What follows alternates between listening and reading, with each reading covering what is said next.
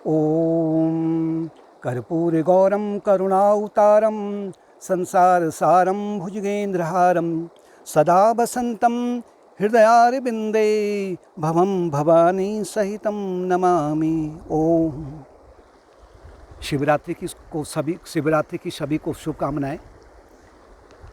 महाशिवरात्रि के उपलक्ष्य में हम भगवान शिव का पूजन करते हैं और भगवान शिव स्वयं में परमात्मा ही या ब्रह्म स्वरूप हैं।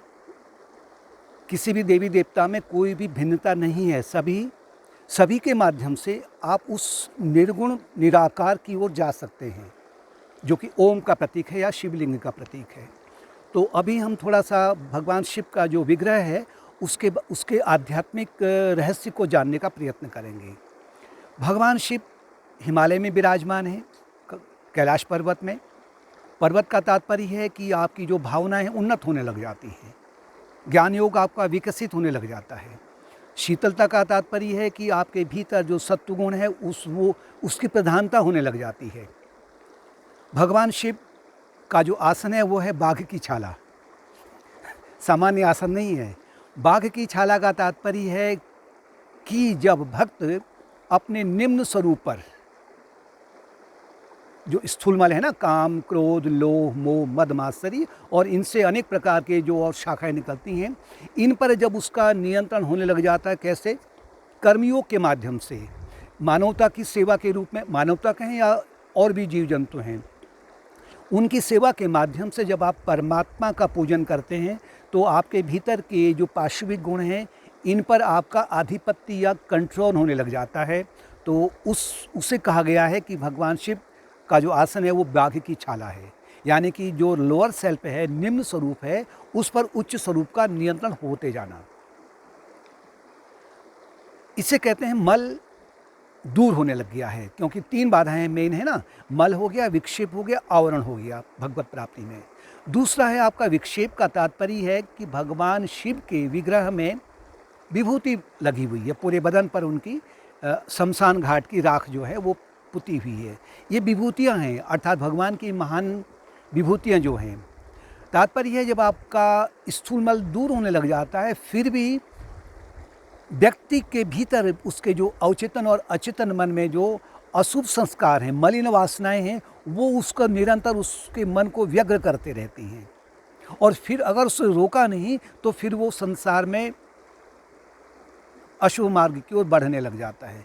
इसे दूर करने के लिए, अर्थात विभूति का जो तात्पर्य है कि भक्त उपासना, यानी कि भक्ति और ध्यान के माध्यम से वो इन सूक्ष्म कामनाओं को भी दूर करने लग जाता है, यानी कि ये भस्म होने लग जाती हैं। तो उसके विग्रह में विभूति आने लग जाती है एक प्रकार से। तीसरा है उनका तीसरा नेत्र। मल का संबंध है आपका मणिपूरक चक्र से, विक्षेप का तात्पर्य है आपका अनाहत चक्र से, और जो आवरण है उसका तात्पर्य है आपका आज्ञा चक्र से। तो आज्ञा चक्र पर भगवान का जो तीसरा नेत्र है, ये नहीं कि भगवान का तीसरा नेत्र भौतिक रूप से है, ये तो कुरूपता हो जाएगी ना।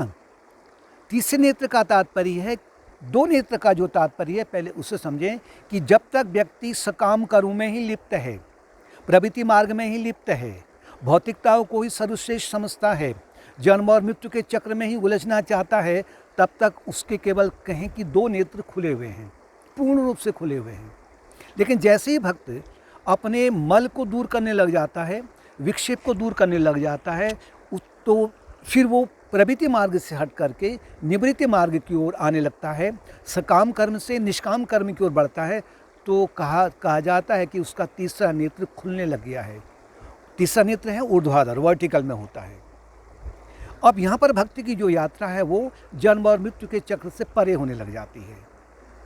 माँ पार्वती उनके वामांग में निरंतर विराजमान हैं। माँ पार्वती महाशक्ति के प्रतीक हैं, या महामाया के प्रतीक हैं, या वो प्रकृति देवी के प्रतीक हैं। और दूसरी ओर वो भक्त के भीतर जो निर्मल बुद्धि है, आत्मा त्वम गिरिजा मति, भक्त की प्रार्थना है कि आप मेरी आत्मन है, आप आत्मस्वरूप हैं, तो गिरिजा मेरी मति का मतलब कि निर्मल बुद्धि। निर्मल बुद्धि जब आपकी होने लग जाती है तो वही बुद्धि अब आपकी क्या करती है, निरंतर ईश्वर चिंतन में लगे रहती है, परमात्मा चिंतन में लगे रहती है, श्रवण में, मनन में। ये तात्पर्य है कि माँ पार्वती निरंतर भगवान शिव के वामांक में विराजमान है। भगवान शिव का जो एक, अभी उसको लें पहले हम, कि उनका जो जटा से गंगा की धारा बहती है, गंगा जिस प्रकार से बहते हुए लोगों की प्यास बुझाती है, वनस्पति को हरा भरा करती है, अनेक जली जंतु हैं, जीव जंतु हैं, आकाशीय जंतु हैं, प्रसन्न रहते हैं, और जो लोग उसमें स्नान करते हैं उनका मैल दूर होता है। इसी प्रकार से ज्ञान की गंगा में डुबकी लगाने पर भक्त के जो आवरण है, अज्ञान का जो आवरण है, वो धीरे धीरे दूर होने लग जाता है। भगवत कृपा उसके ऊपर ज़्यादा बहने लग जाती है।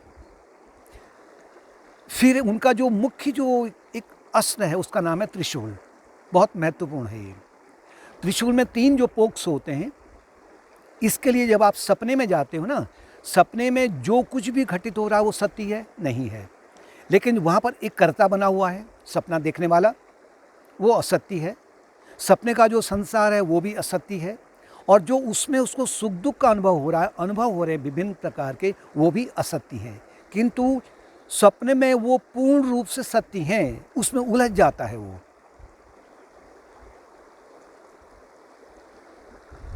इसी प्रकार से ये जो दैनिक जीवन है, ये जो जीवन है जागृत अवस्था में, ये भी एक प्रकार का दीर्घ स्वप्न है। दीर्घ स्वप्न में व्यक्ति को अनुभव होता है कि मैं करता हूँ, कि मैं शरीर हूँ, इत्यादि हूँ, और ये संसार भी सत्य है, और इसमें जो सुख दुख के अनुभव हो रहे हैं यही सत्य है, इसके अलावा कोई भी सत्य नहीं है।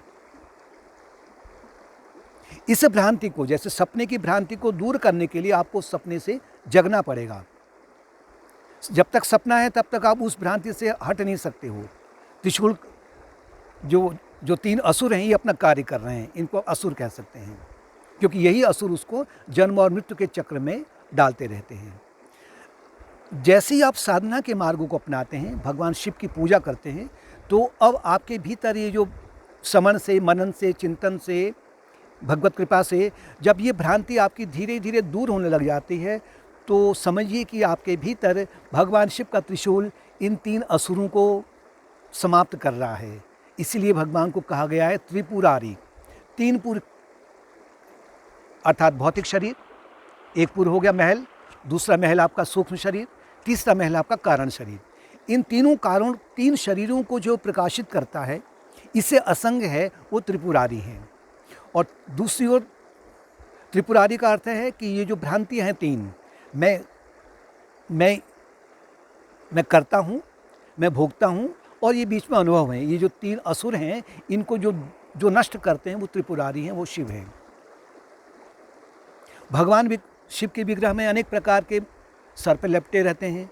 सर्पों का तात्पर्य है कि सिद्धियाँ, अष्ट सिद्धियाँ, नवनिधि से वो भक्त में धीरे धीरे ये इनका विकास होने लग जाता है, लेकिन वो इनका दुरुपयोग नहीं करता है, दिखावे के लिए नहीं दिखाता है, बल्कि इनका सदुपयोग करता है। इस प्रकार अगर आप भगवान शिव की पूजा करते हैं तो आपके लिए कोई भी दिन विशेष पूजा का नहीं रह जाता है, बल्कि प्रतिदिन प्रतिपल आप शिवरात्रि के पूजा में मगन रहते हैं, और इसके माध्यम से आप सगुण साकार से सगुण निराकार की ओर स्वतः ही आप जाने लग जाते हैं, जो कि लक्ष्य वही है कि आपको सगुण निराकार में और फिर निर्गुण निराकार की ओर आपको जाना है।